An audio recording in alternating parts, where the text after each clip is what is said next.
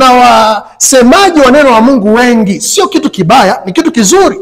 Lakini nikupe siri, endapo kama unaongea kitu lakini ukiambiwa ukitendee kazi au ukifanyie kazi, jua kabisa wewe ndio unatengeneza kizazi ambacho kitakuwa ni dhaifu, kizazi ambacho kitakuwa ni powerless, kizazi ambacho kitaweza kudhihirisha kile kilichoandikwa mle. Ni kama tu kitakuwa ni kizazi kilichopokea tu hadithi za kufikirika, lakini kiuhalisia hizo hadithi hazina uhalisia kiasi kwamba wana uwezo wa kuzileta katika matendo. Romano kisoma Petro anasema hatukuongozwa na watu ambao walikuwa wanatusimulia hadithi za watu kama waelevu, lakini sisi wenyewe tuliziona nguvu za Mungu. Kivipi? Ifikia wakati tunachowaambia watu wetu wa Mungu kwamba Mungu anaweza kufanya hivi na hivi na hivi na hivi, ukifanya 1, 2, 3, na sisi wenyewe tuingie katika kulipa gharama kwa kisa yale tunawafundisha yanakuwa halisi kwa kupitia maisha yetu. Ukisoma katika Waebrania anasema wale msisahau wale waliokuwa wakiongoza katika imani, wale waliofundisha neno la Mungu, mkifuatilia mwisho wao, igeni imani yao. So by nature ni kiongozi anasimama kuwa ni kama mfano wa watu kuiga. Mfano kivipi? Unaposema Mungu anafufua wafu, fufua wafu pia ili waone imani yao ijengeke.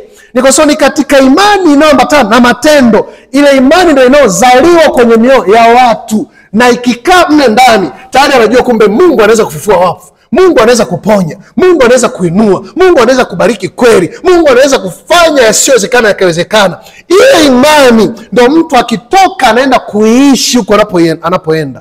Ndipo anapoenda kubeba ile imani, ile miujiza, anapeleka kwenye biashara yake huko, anapeleka kwenye ofisi yake huko, anapeleka kwenye engo ya siasa huko, anapeleka kila eneo kulingana na mtu alipowekwa na Mungu katika wakati huo.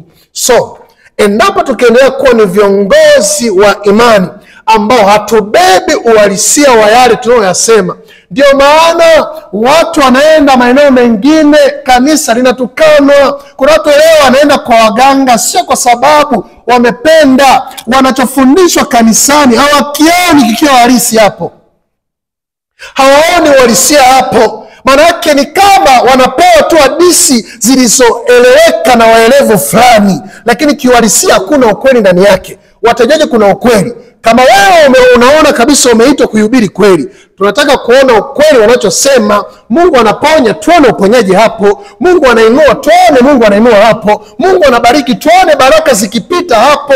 Unapotufundisha kanuni, tunavyozitembelea, kama unavyozitembelea, tuone pia kwako Mungu anafanya, ili kwamba sisi imani pia ijengeke na sisi tukafanye. Nje hapo utakuta wanaofaidika na wewe ni wachache. Na sometimes unakuta kabisa Mkristo hapo kanisani anayefanyia kazi kanuni ambazo wanampa, anainuka, wewe umebakia vile vile. Unataka kuna heshima hapo? Hakuna heshima hapo. Ni aibu.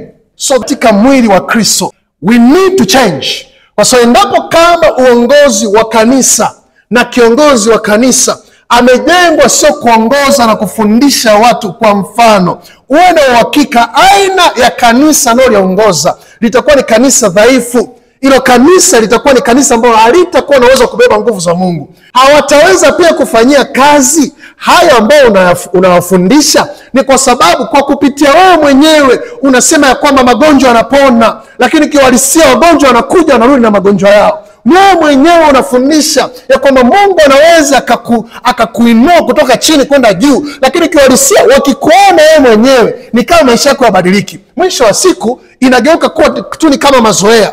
Ifikia wakati kanisa tubadilike. Kama Mtume Paulo alivyosema, nilipokwenda kwao sikwenda nikiwa na uwezo wa kuongea maneno mengi ya kushawishi akili zao, bali kwa dalili zote na nguvu.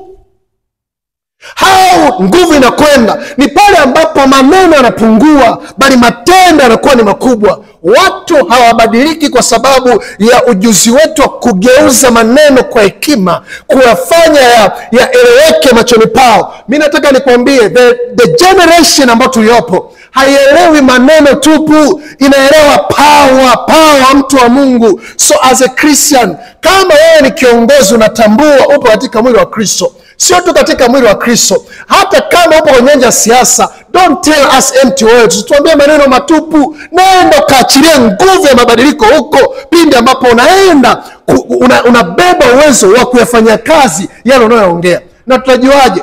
We will see by how you live. And that is a quality of true leader, a good leader. Huyo ndiye ambaye anaweza kuvuvia kizazi kikao na mwamko fulani, kikabeba nguvu fulani, kiasi kwamba utakuta utendaji kazi katika taifa lazima utakuwa mkubwa. Nini? Ni kwa sababu nature na nguvu ya kiongozi ina uwezo wa kufanya watu walipo nyuma yake anaoongoza wakabeba chachu fulani ambayo itavuta na kuondoa katika comfort zone fulani ambayo inafanya wakae duni, bali watainuka na kuanza kutembea kama kizazi cha ushindi. So ushindi hauanzi kwa wanaoongozwa, unaanzia kwa anayeongoza. Even in a church, narudia, wewe kama kiongozi, don't just tell people devise fables. Ukiangalia Petro anakuambia, anasema sisi hapa hatukuambia story ambazo zilikuwa za kufikirika, bali sisi tulikuwa ni mashuhuda wa nguvu yenyewe ya Mungu. So imagine, it means ifikia wakati tuache tu kuambia watu Mungu anaweza kufanya hivi, Mungu anaweza kufanya hivi. No, lipa gharama ya kubeba qualities au sifa njema ambazo zitakubeba kama kiongozi, kiasi kwamba unachokiongea hawajifunzi kwa kusikia tu, wanajifunza hadi kwa kuona, kwa kupitia matendo yako, kwa kupitia namna unavyodhihirisha nguvu ya Mungu, kwa kupitia unavyolitumia neno la Mungu vizuri. Linaleta matokeo sio kwao unaofundisha, bali kwako mwenyewe kwanza. Hiyo inaleta impact ya hata Ukristo wetu kurejea heshima yake. So kanisa limepoteza heshima ni kwa sababu limepoteza quality ya namna ya kutembea katika Ukristo huo. Hali yoyote ya Mkristo kulingana hata na malalamiko yake, mambo anayopitia, listen, hebu mchunguze kwanza, fuatilia aina ya kiongozi anayemuongoza. Ukiona Mkristo kiongozi anayemuongoza yupo imara, lakini Wakristo anaowaongoza wako imara, shida hapo sio kiongozi, basi ni wale anaowaongoza.